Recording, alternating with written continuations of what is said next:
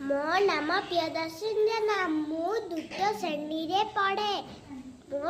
ମୋ ବିଦ୍ୟାଳୟ ନାମ ଇଟିଆଳି ପ୍ରାଥମିକ ବିଦ୍ୟାଳୟ। ମୁଁ ତମକୁ ସୁନ୍ଦର ଗପ ଶୁଣିବା ପାଇଁ ଚାହୁଁଛି। ତମେ ମନ ଦେଇ ଶୁଣ। କାଉଟି ଉଡ଼ି ଉଡ଼ି ଯାଉଥିଲା।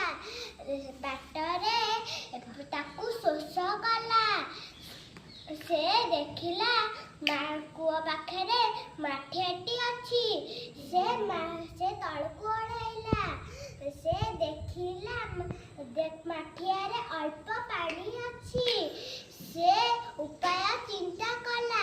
ଦେଖିଲା ମାଠିଆ ପାଖରେ କିଛି ଗୋଡ଼ି ଅଛି।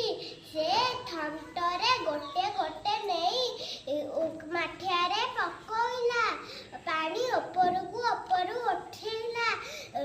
କାଉ ଗୋଟେ ଗୋଟେ ପୁଣି ପକାଇଲା। ଯେତେ ଉପରକୁ ଉଠିଲା ସେତେ କାଉ ଥଣ୍ଟରେ ଗୋଡ଼ି ଆଣି ମାଠିଆରେ ପକାଇଲା।